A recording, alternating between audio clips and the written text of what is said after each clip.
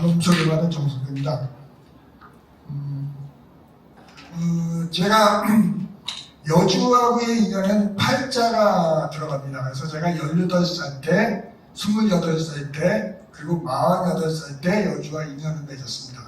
그래서 여주에 처음 온 게 18살 때 여주에 소풍을 처음 해봤고요. 그 다음에 28살 때 친구하고 업무 관계로 여주를 왔었습니다. 근데 그때 제가 본 여주는 2천보다 훨씬 컸었어요. 그리고 제가 48살이 돼서 여주로 이사를 왔습니다. 그래서 지금 2년을 넘게 살고 있는데요. 지금 2년을 넘게 살고 있으면서도 이 여가시 제목 여주가 바뀌는 시간, 여주가 바뀌었나요? 여러분은 여주가 변했다고 생각하시나요? 변하고 있어요. 변하고 있어요. 예. 저는 지금도 제가 여주 사람인지 아니면 나는 서울 사람인지를 가끔 가다가 반문을 합니다. 그래서 그런 반문을 하지 않았을 때가 진정으로 여주가 변했구나, 바뀌었구나라고 대답할 수 있지 않을까라는 생각을 해보는데요. 변화는 어떤 의미를 갖고 있을까요? 변화가 갖고 있는 의미. 변화는 미래입니다. 그리고 변화는 성장입니다. 그래서 변화한다는 것은 미래와 성장을 의미하는 거거든요. 여기 보시면은 세종대학 능력이라는 주제가 있고요. 신경기 변전소라는 주제가 있고 주민자치회라는 주제가 있습니다. 여러분 신경기 변전소라는 소리 들어보셨나요? 들어보신 분도 계시고 못 들으신 분도 계실 겁니다. 밀양 사태 들어보셨나요? 네, 밀양 사태는 전 대한민국 국민이 거의 다 들어보셨을 겁니다. 밀양 사태는 신고리 변전소에서부터 북경남 변전소까지 한 90km 정도의 거리에 161개의 75만 4천 볼트의 송전탑을 세우는 공사였습니다. 그것을 밀양시를 지나는 52개 송전탑을 반대했던 사건이 바로 밀양 사태였는데요. 이 신경기 변전소는 저희 여주의 삼북면의 후리라는 동네와 금사면의 정북리라는 동네가 예비 후보지였습니다. 그리고 양평의 강화면이 예비 후보지였고요. 그 다음에 이천이 예비 후보지였고 경기도 강주가 예비 후보지였습니다. 4개 시군구가 예비 후보지에 들어갔는데 저는 이 신경기 변전소는 100% 여주 삼북면에 들어온다고 판단했습니다. 그 이유는 여주 강화면에 들어오기로 돼 있다고 해서 막 양평 사람들이 반대를 했었는데 양평 강화면에 그때 강화면하고 강상면에 500만 원을 이장협의회에 줬다라고 해서 서로 받은 거에 대해서 문제가 돼가지고 사건이 난 적이 있습니다. 그 후에 지금은 국회의원인 김성교 국회의원이 그 당시에 양평군의 군수였습니다. 갑자기 강상면 체육관 지금 이제 게이트볼장 있는 그곳에서 갑자기 걸기대회를 하더라고요. 그리고 어느 날 갑자기 제가 원래 직업이 공인중개사입니다. 저희 사무실 앞에 현수막이 하나 이렇게 딱 걸리는데 신경기 변전소 설치 반대라는 현수막이 딱 설치가 됐어요. 근데 그 밑에 그것을 쓴 단체를 본 순간 이제 삼북면에 신경기 변전소가 들어오는가 보다라고 저는 판단했습니다. 반대라고 써있는데. 왜냐하면 그 단체의 장은 충분히 안전하고 그것을 수용할 수 있는 협력자라고 판단할 수 있는 사람이었기 때문입니다. 그래서 제가 공인중개사라고 했잖아요. 제가 삼북면에 땅을 소개하고 집을 소개한 고객들이 생각이 났습니다. 그리고 제 직업이 생각이 났습니다. 나는 이제 삼북면에서 공인중개사를 할 수가 없겠구나. 그 이유는 변전소가 들어오는 순간 공인중개사가 거기 머물 수가 없습니다. 부동산이 거래가 되지 않을 겁니다. 실례를 드리면 신안성 변전소라고 안성 고상면에 있습니다. 그 안성의 인구가 5년간 2만 명이 늘어날 동안 그 고상면만 2,000명이 줄었습니다. 그런데 1인 세대 수는 늘어나고 인구는 줄었습니다. 그러니까 이사를 가거나 경제적 능력이 없는 나이 드신 분들만 남는 면이 됐다는 거죠. 안전면 전체 면에서 딱 고상면만 그 변조서가 있다. 그럼 저희도 불보듯하겠죠. 그런데 저도 이 신경기 변조서가 뭘 하는 곳인지 몰랐습니다. 이 신경기 변조서가 뭘 하는 곳인지 몰랐기 때문에 저게 왜 여기 들어오지? 그런데 동네 앞에 사무실 앞에 마을 분들한테 저게 뭔지 아세요? 물어보니까 다 모르세요. 국책사업이죠. 그런데 들리는 소문이 뭐냐면은 신가평에 지금 이 765 변조소가 있는데 신가평 변조소에 우리 어르신들이 관광버스를 타고 변학을 갖고 거기서 장어구이나 장어밥으로 식사로 대접을 받으셨다고 합니다. 그런데 뭔가를 써줬대요. 그리고 돌아오는 버스에서 노인 회장님이 우리가 국책사업인데 적극적으로 협조해야 되지 않겠냐라는 얘기를 하셨다고 합니다. 그리고 후일을 반격을 해서 우리가 삼북면 같은 경우 9계리가 있는데 3계리의 한전에서 선물 상자를 줬대요. 그러니까 나머지 6계리에서 왜 우리는 안 줘? 이장들이 나서서 싸움박질을 하고 이래서 9계리를 전체를 다 선물 상자를 줬답니다. 저는 못 받았습니다. 참고로. 그래서 그 얘기를 듣고 이게 뭔가 하고 들어가서 공부를 했습니다. 이게 765의 송전탑은 뭐고 765 변전소는 뭔가 공부를 하니까 도저히 받아들일 수 있는 그런 사항이 아니에요. 그 당시에 삼북면에 신경기 변조소 반대 대책이라는 게 생겨 있더라고요. 저는 그것도 몰랐습니다. 그래서 제 얘기를 듣더니 내일서부터 9계리를 돌면서 마을 설명회를 하는데 와서 설명을 좀 해줬으면 좋겠다라고 제안을 하더라고요. 그래서 좋다, 내가 하겠다 그래갖고 그날서부터 9개 마을을 돌아다니면서 제가 마을 설명회를 했습니다. 그러고 나서 이 9개 마을이 설명이 다 끝나고 나니까 후원금을 모으기 시작했는데 10일 만에 여주시 삼북면은 여주시에서 인구가 제일 작은 면입니다. 2,400명밖에 안 됩니다. 그 2,400명 면에서 후원금이 일주일 만에 약 1억 1천만 원이 모였습니다. 문제는 뭐냐면 한전이 저희 삼북면에 만약에 이 신경기 변조소를 받아들이면은 마을 발전 기금으로 140억을 주겠다라고 소문이 됐습니다. 실제 이장들 중에서는 여러 명의 협력자가 있었는데요.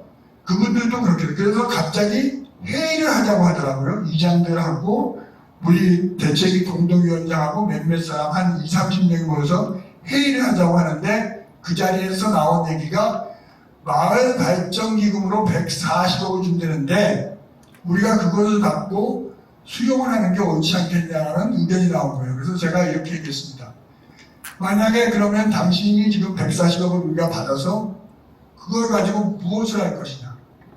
그것을 무슨 우리가 마을 사업체를 만든 거에서 했는데 여러분이 갖고 있는 부동산 재산 가치가 그리고 이 고향인 이 땅에서 살 수 있는 가치하고 140억하고 바꿀 수 있겠느냐. 나중에 삼북면 전체 땅이 지금 140억으로 평가가 되면 나중에 몇 조가 될 수도 있다. 지금 현재 삼북면의 2차선 도로가에 있는 땅 중에서 접한 땅 중에서 가장 비싼 땅이 여주에 있는 땅보다도 비쌉니다. 여주 시내보다. 평당 140만 원짜리가 있습니다. 그리고 길에 다니는 거는 다 평당 지금 200만 원입니다. 그런데 만약 그때 받아들였으면 어떻게 됐을까요? 그 140억 갖고는 택도 없었겠죠. 그러니까 그 말도 쏙 들어갔습니다. 그래서 저희가 이겨낼 수 있었습니다. 그래서 저희가 이제 그러다 보니까 이제 한전하고 얘기를 했는데 한전이 이제 저희에 와서 저희가 설명을 한다고 하겠다고 해서 여주시청에서 만났는데 그들이 갖고 온 게 A4지 한 장이었습니다.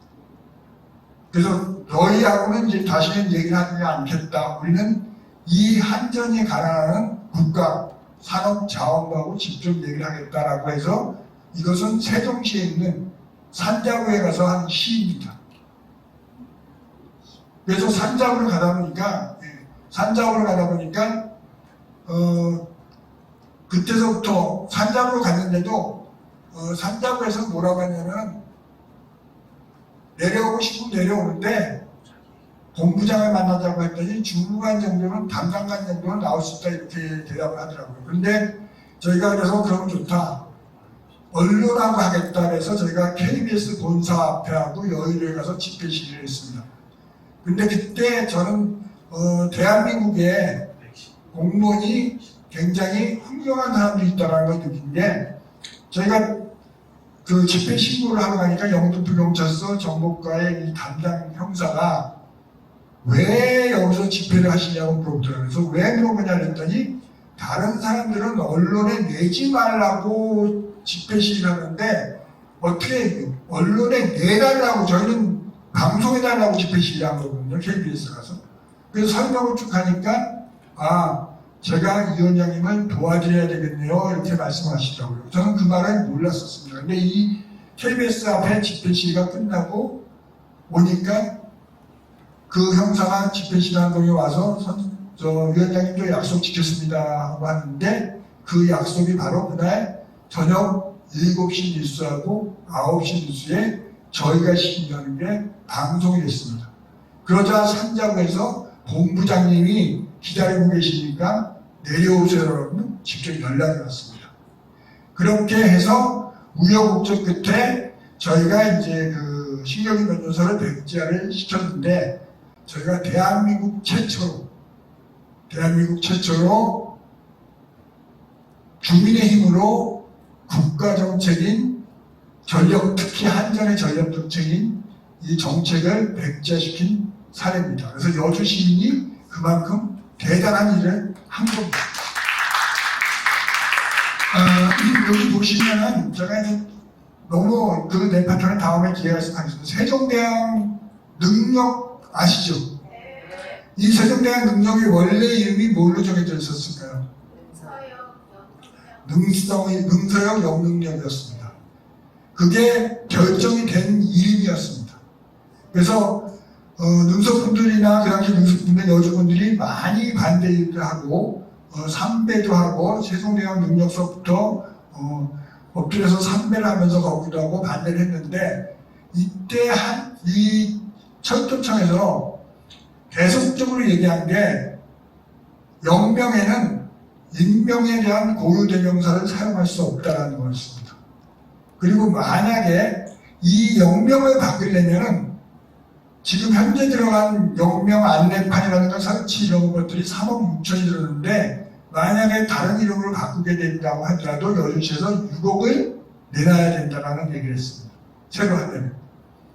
그래서 저는 이제 나중에 여기 후발주자로 제가 이제 참여해서 그 반대위원회 부위원장직을 맡았었는데 이건 왜 안 되는지를 공부를 좀 했는데 제가 발견한 법적인 하자가 하나 있었습니다. 그게 뭐냐면은 영명심의위원회라는 게 있습니다. 그래서 최종적으로 영명이 결정하려면 영명심의위원회를 결정해야 되는데 그 영명심의위원회 최종 결정에 소관부서가 관할부서가 국토부입니다.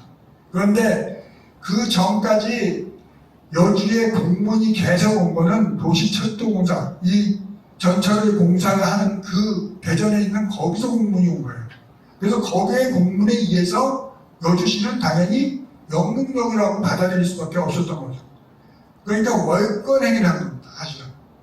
국토부의 영명심의위원회가 결정해줘야 될 사항을 도시철도공사가 결정을 한 거죠. 그래서 저희가 여기에 계셨던 그분들하고 같이 세종시의 국토부에 가서 마지막에 앞에 분들이 다 얘기를 하고 난 다음에 마지막에 제가 너희들이 아니라 그 도시철도공사에서 월권행위를 했다. 그래서 이거는 취소를 해야 되는 사항이다라고 얘기를 하니까 그 담당에 나왔던 그 양반이 저보고 뭐 하는 신분입니까? 이렇게 물어봐요.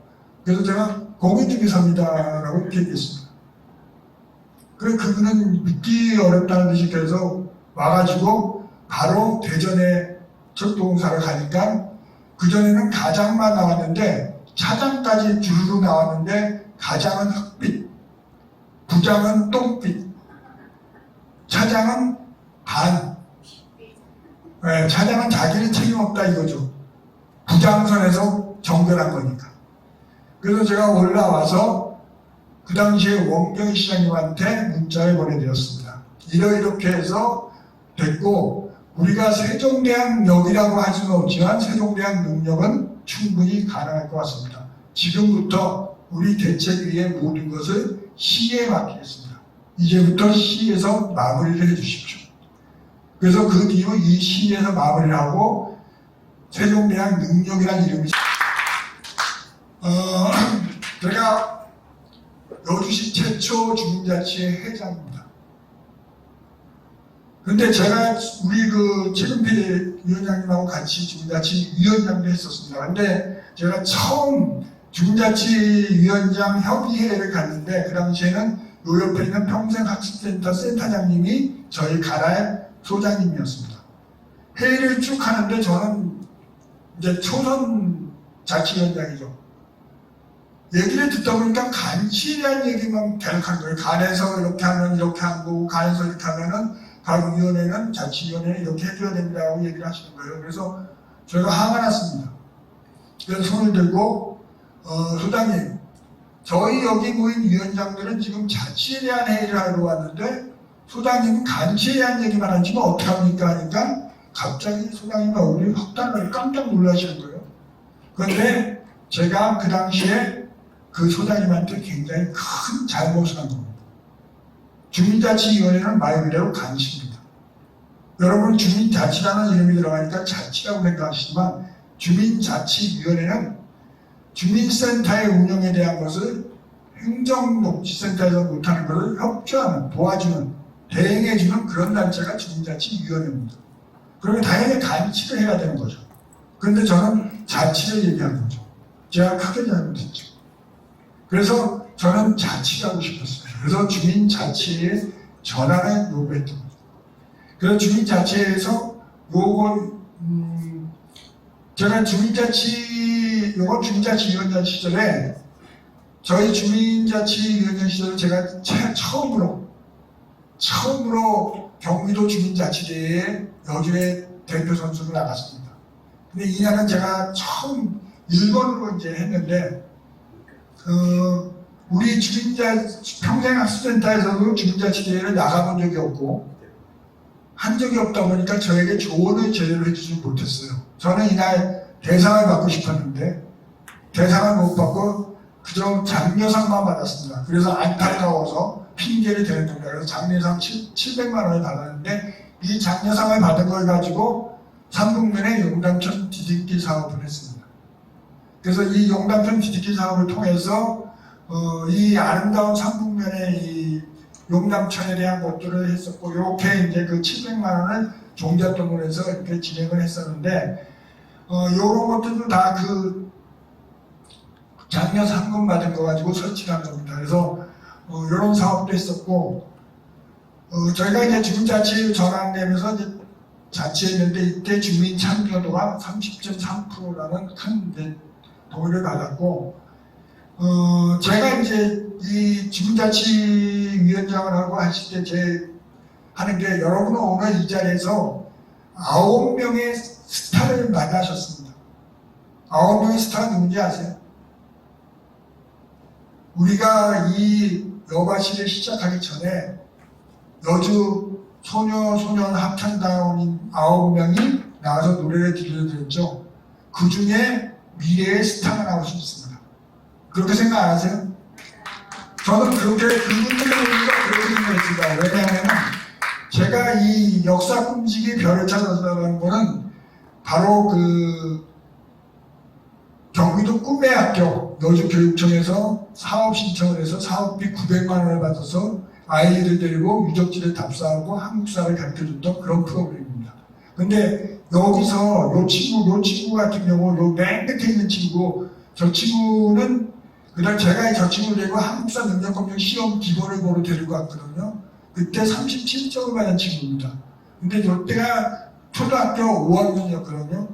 근데 애 엄마를 이제 학부형을 몇 년 전에 만났는데 중학교 들어가서 한국사를 이 친구 37점 한 이 친구가 100점을 받는 겁니다. 그래서 이 당시에는 37점, 47점, 41점을 받는 아이들이지만 그때 제가 가르친 그 한국사의 기틀이 남아있어서 중학교 들어가서 한국사를 중2 때부터 배우는데 시험을 볼 때 생각이 났던 거죠. 이렇게 가르치는 그 장면이었습니다. 이렇게 많은 초등학생들이 저에게 이제 배웠고 중학생이 한 명 있었고요. 아이들을 데리고 유격지 답사는 이 천안에 유관순 열사가 있는 천안에 가서 이렇게 태극기를 흔드는 장면도 있었고 백제 무령에 가서 이렇게 백제 유적도 보고 그런 답사도 했었습니다.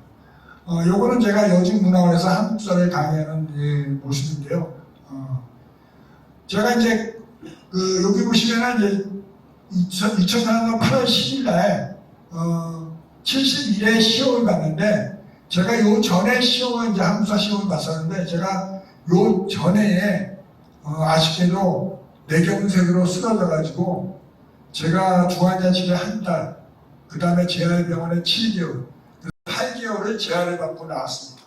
그래서 누가 지금 이 상태를 보면 전생에 나라를 구했냐는 얘기를 합니다. 그래서 제가 인지가 또 이 뇌경색으로 쓰러지면 인지가 또 좀 약해지는 경우가 있잖아요. 그래서 제 인지에 대한 어떤 평가를 받기 위해서 그 시험에 도전을 했습니다. 요건 제가 이제 이렇게 병원에 있을 때 저희 이제 왔던 분이고 여기 계신 분들은 전임 이제 삼북 초등학교, 삼풍 중학교 교양 선생님들이었고 이제 파주소 소장님 이렇게 세 분이 이제 저희 병문안에 오셨던 사람입니다. 여기 그 64회는 제가 쓰러지기 전에 본 시험인데 제가 아이들에게 그 다음에 여중문화에서 한국사를 강의하면서 제 점수가 신통차단선 되지 않겠죠. 그래서 한국사 시험 심화를 봐서 100점 만점을 받았습니다. 그런데 1년이 지난 다음에 제가 쓰러진 다음에 제 인지를 또 테스트해야 되니까 시험을 또 와서 또 100점을 받았습니다. 그리고 마지막에 작년에 또 시험을 봐서 또 100점을 받았습니다. 대한민국의 여러분은 지금 대한민국 0.01%를 보고 계십니다. 감사합니다. 제 자랑, 왜냐하면 시험으로 제 자랑하는 시간인 줄 알고 지금 자랑하는 겁니다. 그렇게 이해해 주신 것 같아요. 그래서 현재 한국사 능력검정 시험 만점자 중에서 제가 최고령자고요. 3년 연속 맞은 사람도 제가 처음입니다. 그래서 여주 시민 중에 이런 시민이 살고 있다는 것을 같이 행복하게 생각해 줬으면 고맙다는 말씀을 드리기 위해서 이걸 갖고요. 요것은 이제 작년에 여주문에서 주최하는 여주 시민문학교에 분들을 모시고 엄황선 선생님의 그 생가터를 간 일이 있는데 이때 제가 이제 질문을 던졌습니다. 이 질문은 여기 계신 분하고 공동인데 일제강점기 우리나라의 국호가 무엇일까요? 그때 그 말을 딱 드렸을 때 진짜 숨도 안 쉬고 70대 중반 되신 분이 1번 이렇게 말씀하셨습니다. 그래서 그 말을 듣고 제가 계속 설명을 쭉 아무 말도 안 하고 이 엄황선 선생님에 대해서 설명을 쭉 하고 설명을 쭉 끝냈습니다. 일제강점기에 대해서. 그래서 내려오는데 그분이 저희 옆에 오셔가지고 선생님 죄송합니다. 내가 만약에 지금은 나이를 먹어서 어쩔 수 없지만 조금 젊었을 때 이 사실을 알았다면 제 인생이 달랐을 겁니다라고 말씀을 주셨습니다. 저는 그래서 내가 지금까지는 젊은 친구에게 우리 역사에 대한 이야기를 하는 것을 노력을 했지만 이제 여기에 나이 드신 분들에게도 우리 역사를 하는 그런 일이 역사를 알려야 되는 그런 사명감을 가져야 되겠다는 생각을 갖게 되는 계기이기도 합니다. 오늘 여러분은 저도 그렇고 여러분도 그렇고 여러분의 인생에서 역사를 쓰고 계시는 겁니다. 그래서 오늘 쓰는 역사가 만약에 이 오늘 쓰는 역사 그리고 여기 이 사람은 그날이라는 프로그램에는 유근 시인입니다. 유근 시인이 말하기를 역사를 역사 따위로 생각하면 그 인생 또한 인생 따위가 된다라고 이렇게 좀 강하게 얘기를 했는데요. 나는 저와 마찬가지로 여러분의 역사를 조금 더 가치 있고 깊이 있게 써주셨으면 좋겠다는 말씀을 드리고 저는 그렇게 생각합니다. 제가 48살에 와서 지금 68세가 돼서 20년을 여기 여주에 살았지만 태어난 곳이 중요한 게 아니고 태어난 곳이 자랑스러운 게 아니고 살고 있는 곳이 중요하고 자랑스러워야 행복하다. 저는 그렇게 생각합니다. 그래서 여러분이 마음도 여주가 자랑스럽고 내가 여주에 살고 있어서 행복하다는 말씀을 꼭 전할 수 있는 그런 여주로 변했으면 좋겠다는 말씀을 드리고 제가 이건 챌린저를 했던 건데 챌린저 할 때 백성은 밤을 하늘로 삼고 나라는 백성을 하늘로 삼는다고 얘기했습니다. 그래서 이 얘기는 여주의 선출직들한테 제가 꼭 해주고 싶은 얘기입니다. 그래서 여주의 시민은 여주에서 먹고 살기가 좋아야 좋고 그 다음에 선출직들, 여주의 지도자들은 여주의 시민을 하늘로 삼았으면 좋겠다는 생각을 가지고 있습니다. 그리고 제 이름이 정석대입니다. 그래서 저는 앞으로도 정석대로 살겠습니다. 감사합니다.